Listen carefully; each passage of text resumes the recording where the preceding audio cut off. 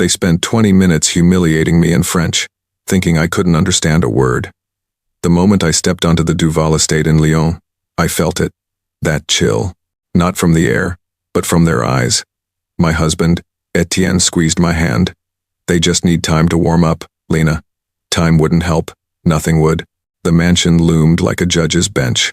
Perfect lawns, silent servants, cold marble everywhere. Henri and Mireille Duval greeted us at the door. Both tall, both elegant, both looking at me like I was dirt on their shoes.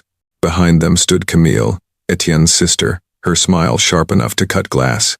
Bienvenue, Henri said, his eyes never leaving my face. Then, still in French, what a provincial accent she must have. I caught every word, every syllable, every drop of poison. Mireille touched my cheek. Does she understand anything we say? She asked Etienne in French. Non, he replied. High school French at best. Camille laughed. Perfect.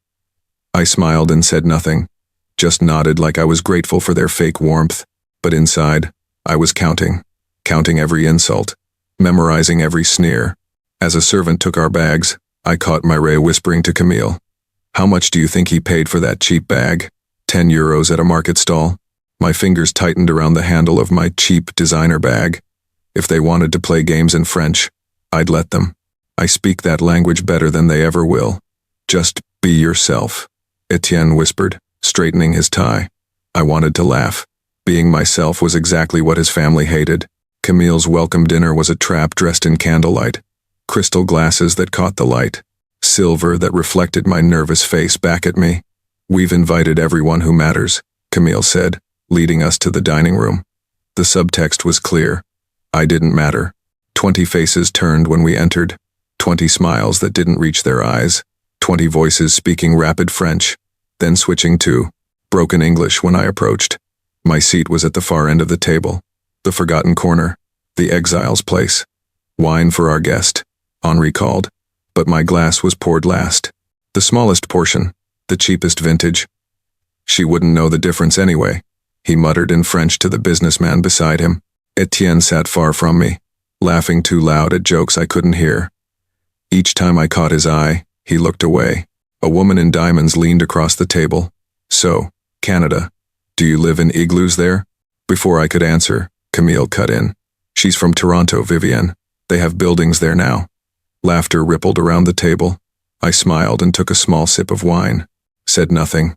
Watched everything.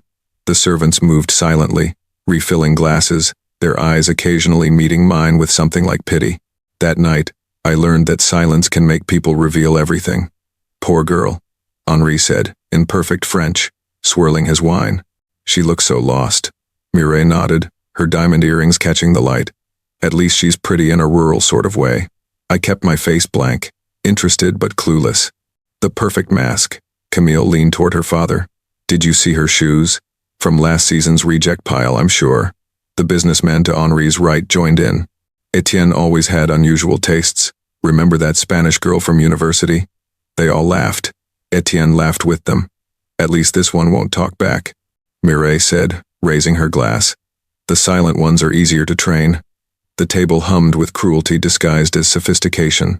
Every few minutes, they'd throw me a simple English question. More wine, before diving back into their French cocoon. A young server spilled water on the tablecloth. The way Henri snapped at him made my stomach turn. Clumsy village idiot, he hissed in French, just like all the rest. The server's hands shook as he wiped up the spill. I caught his eye, held it for just a moment. His slight nod told me he understood everything too. We were both outsiders, both watching, both remembering. The silverware clinked against china. The red wine burned in the glass I barely touched. The conversation flowed around and over me like I was a rock in their elegant stream. They thought they were speaking in code. They didn't realize I'd been decoding them all along. Camille touched my arm with fake concern. So, Lena, do Canadians really eat maple syrup on everything? The table erupted in short, sharp laughs, the kind that cut like glass. Even on fish, someone added, and the laughter doubled. I smiled, nodded, let them think I didn't get the joke.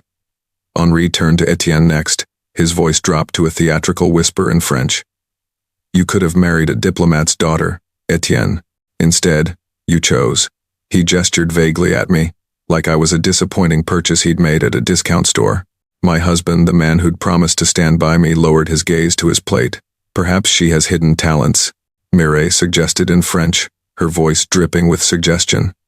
Yes, maybe she can clean the wine cellars, added the diamond woman, not bothering to hide her smirk. The mockery built like a wave, each comment crueler than the last, each laugh sharper. I felt something vibrate against my wrist, my smartwatch recording app still running. The tiny red light blinked once, confirming. The businessman raised his glass. To Etienne's exotic taste, he said in French. May it not cost him his inheritance. More laughter, more wine, more cruelty wrapped in politeness. A servant dropped a spoon. In the brief silence that followed, I caught Camille whispering to her mother, Papa should write her out of the will now, before there are children. I smiled again, took a small bite of chocolate mousse, said nothing. I didn't say a word, but I recorded every one of theirs. She probably thinks Bordeaux is just a color, Camille said, as the desserts arrived. Her voice was sweet like poison. Henri burst out laughing so hard that wine sloshed over his glass rim. Red droplets scattered across the white tablecloth, some landing on my dress.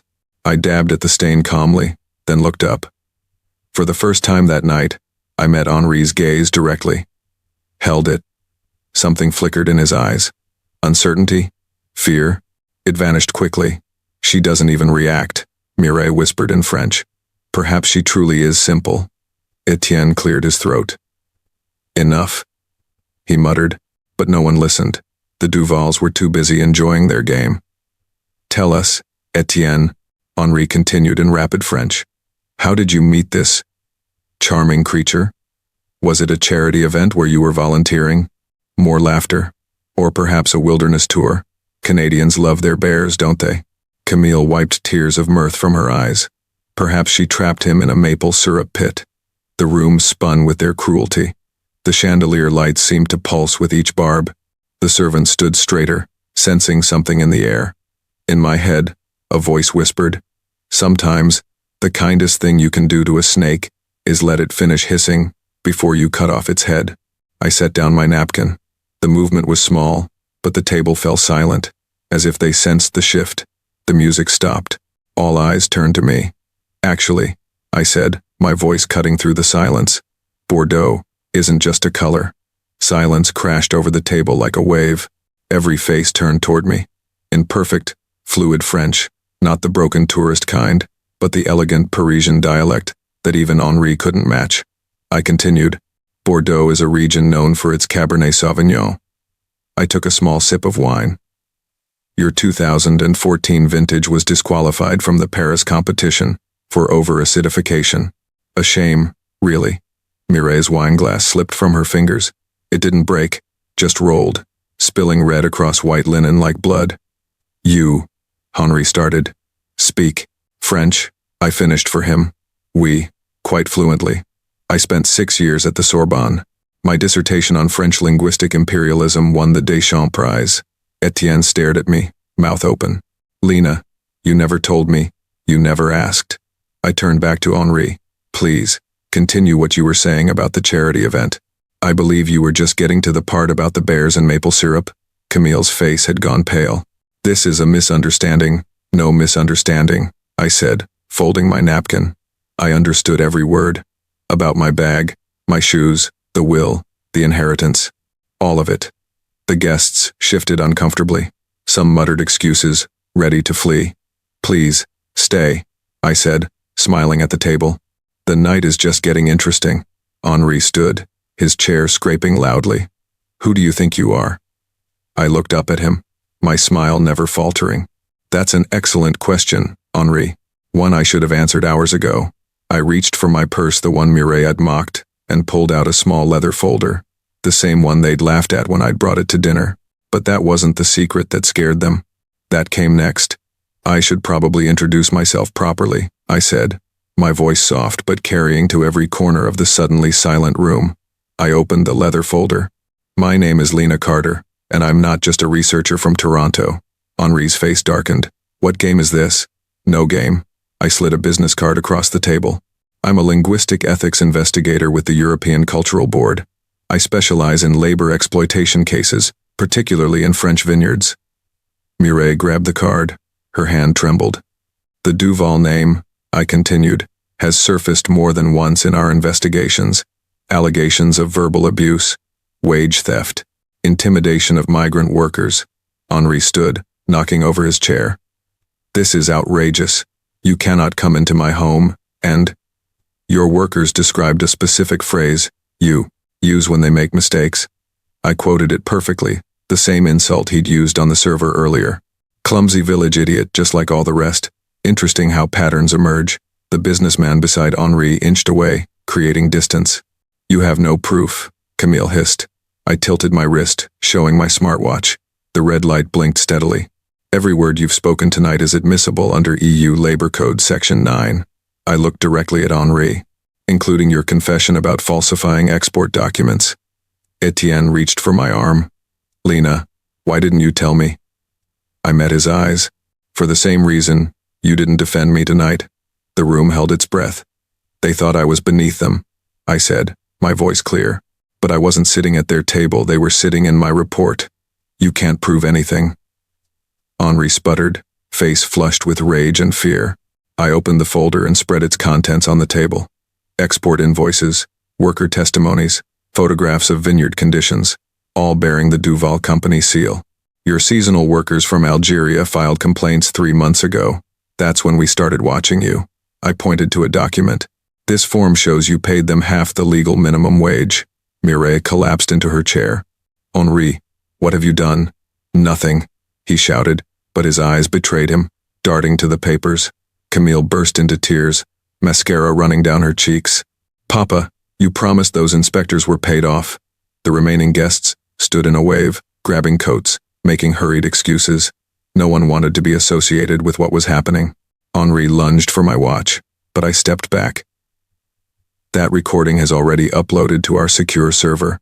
Deleting it now would add evidence tampering to the charges. Etienne, Henri begged, turning to his son.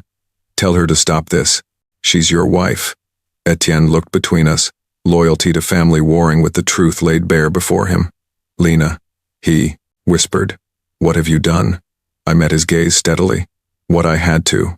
The businessman who'd mocked me earlier slipped his card into my hand as he left.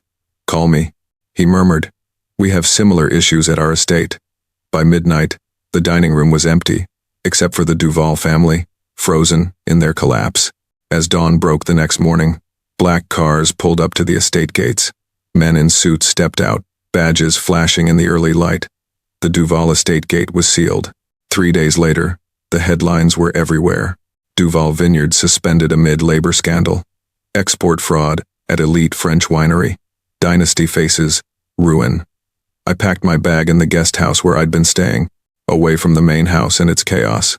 Through the window, I could see police cars still parked in the circular driveway. A knock at the door. Etienne stood there, eyes red-rimmed. Why?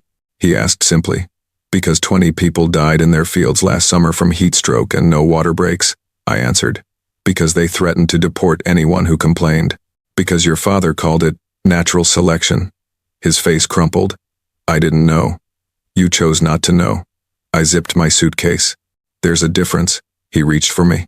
We can fix this. Together, I'll help make it right. For a moment, I almost believed him. Then I remembered his silence at dinner. My cab is waiting. As I walked to the gate, Camille appeared on the mansion steps, watching me.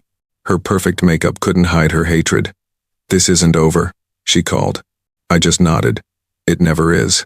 At the airport, boarding my flight back to Toronto, I finally exhaled. The first real breath since arriving in France.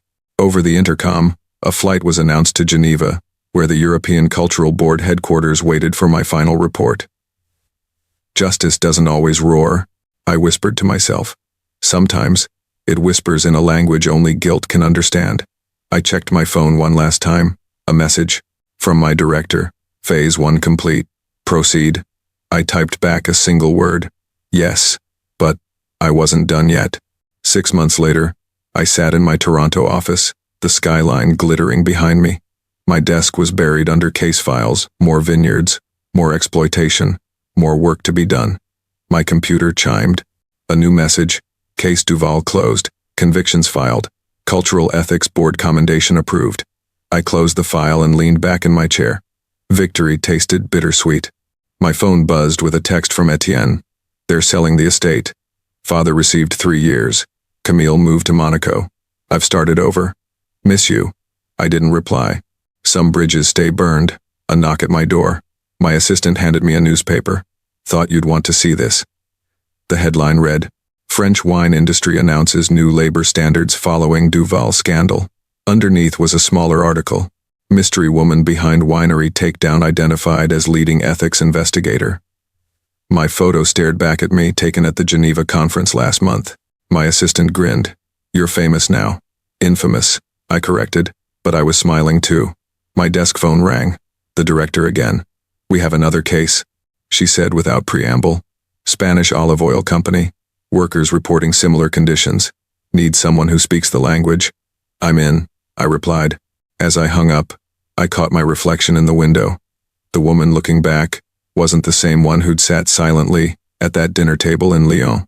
I picked up a pen and wrote a note to myself. If you've ever been underestimated, remember silence can be the loudest answer. The Duval name was disappearing from wine labels across Europe, but mine was just beginning to be known, and this was only the first chapter.